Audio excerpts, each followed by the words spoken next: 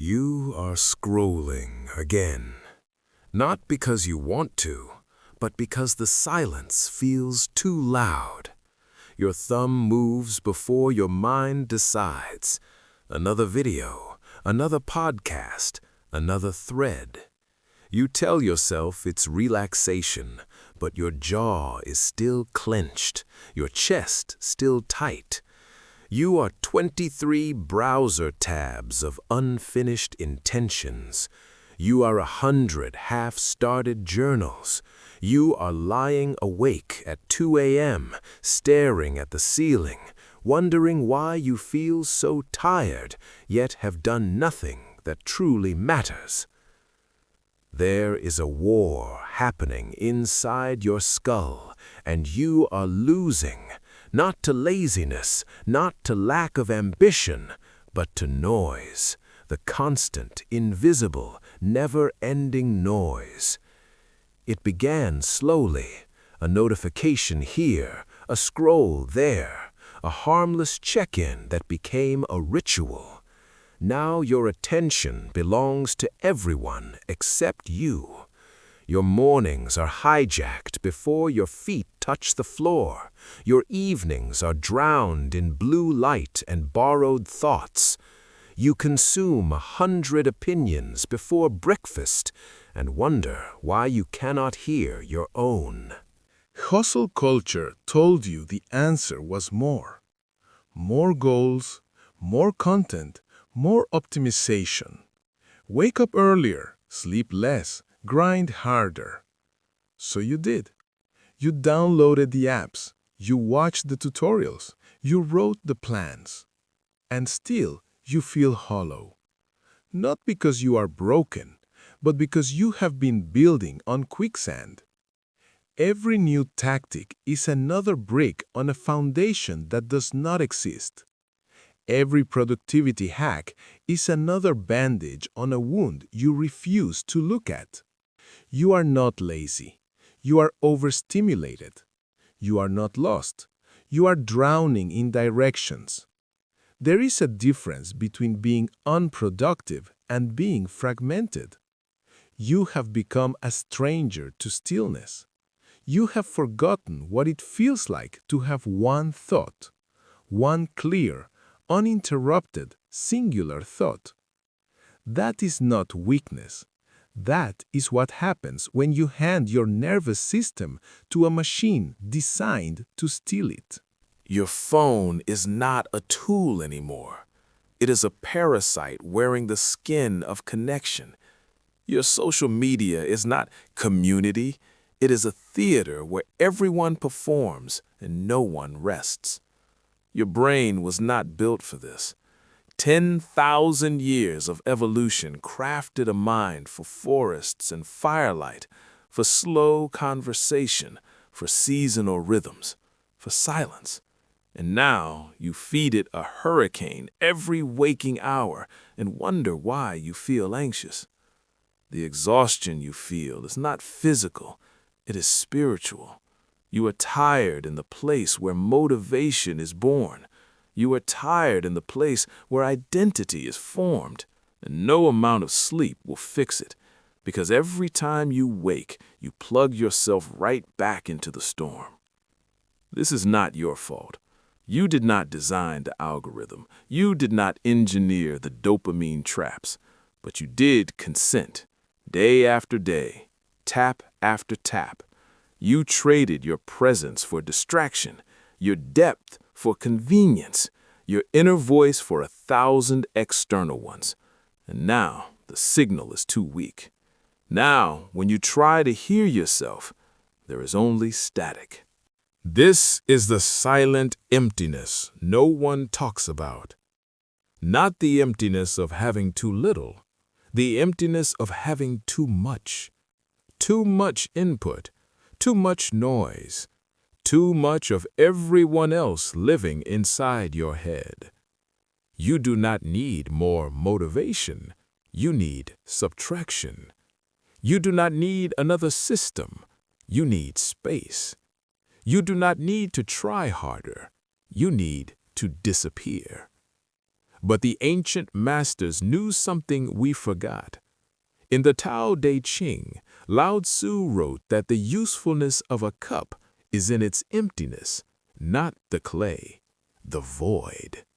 The Japanese understood this as ma, the pause between notes that makes music breathe, the silence between words that gives speech meaning, the blank space in a painting that makes the image powerful. We have filled every gap, every pause, every silence. And in doing so, we have destroyed the very thing that makes action meaningful, the space, the stillness, the return to center. This is where the path splits. One way leads deeper into the noise. More apps, more gurus, more quick fixes. Faster, louder, fuller. The other way leads into the mist. Quieter, slower, emptier. The way of Wu Wei. Wu Wei does not mean doing nothing. It means doing without forcing, flowing without friction, acting from alignment, not anxiety. The river does not try to reach the sea. It simply follows its nature. And in following its nature, it carves canyons. You have been trying to carve canyons with a spoon, exhausting yourself with effort that fights the current instead of becoming it. What if the answer is not to push harder, but to remember who you were before the noise told you who to be? What if the most rebellious act in 2026 is not another achievement, but silence? Ghost mode.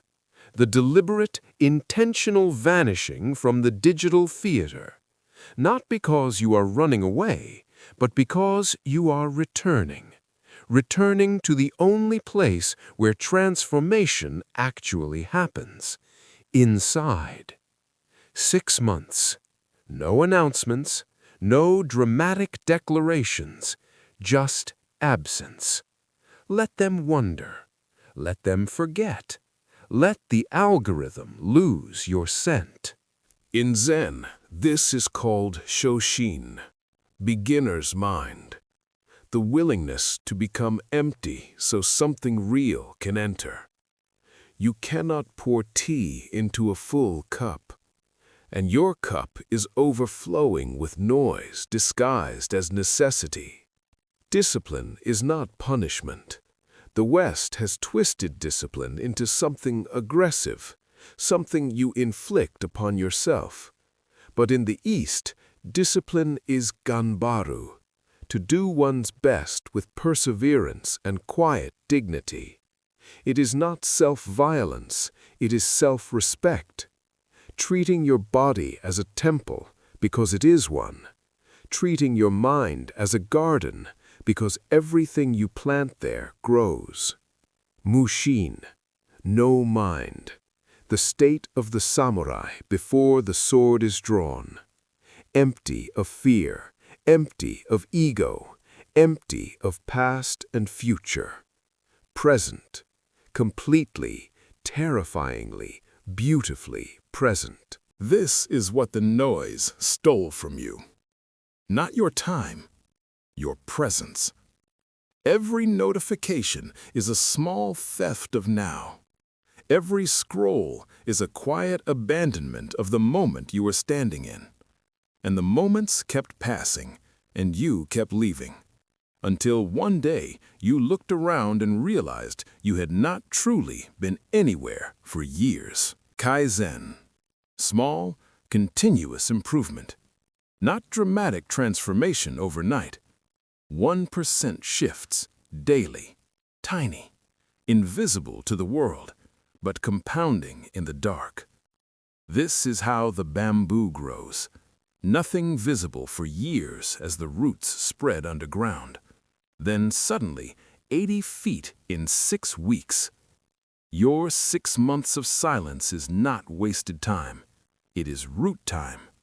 It is the unseen work that precedes everything real. You will not miss what matters. You will finally see what does. Freedom is not the absence of structure. It is the presence of chosen structure. Order you design instead of chaos you inherit. The monks who rise at 4 in the morning are not prisoners. They are the only free people left, because they chose their constraints, because they decided what owns their hours before someone else could. Disappearing is not hiding. It is reclaiming. Reclaiming the hours you donated to strangers. Reclaiming the energy you scattered across platforms. Reclaiming the voice that has been whispering beneath the noise, waiting for you to stop and listen. There will be resistance. The ego will panic. It will tell you that you are falling behind, that the world is passing you by, that visibility equals value.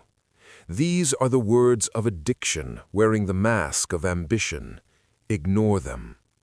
The Tao that can be spoken is not the true Tao, and the life that must be performed is not the true life. Let go of the audience. Let go of the metrics. Let go of the version of you that only exists in the eyes of strangers. What remains when the performance ends? Who are you when no one is watching? This is the question the silence will ask, and you will not answer it in a day, or a week, or even a month. But somewhere in the emptiness, between the boredom and the restlessness, something will stir. Something older than your habits, something quieter than your fears, your original nature. The self you were before the world told you who to become. The ancient masters did not meditate to become special. They meditated to become ordinary, to return to what was always there beneath the accumulation. This is your invitation, not to become better, but to become less. Less distracted, less scattered, less borrowed, more still, more centered, more yours. The world will not stop spinning while you disappear, but when you return, you will see it clearly, perhaps for the first time, perhaps for the only time that matters. 6 months from now, one of two things will be true. Either you will still be here, same feed, same noise, same quiet desperation dressed as busyness, or you will be somewhere else entirely, somewhere the algorithm cannot reach, somewhere your own voice is finally loud enough to hear. The path is not hidden, it is only silent, and silence is not empty, it is full of answers for those patient enough to stop asking. So here is the question that does not need your response, only your honesty. If you vanished tomorrow, who would emerge 6 months from now, and would you recognize them? Or would they finally be someone worth meeting? Sit with that. Do not answer. Just sit. The stillness will teach you what no video ever could, if you let it.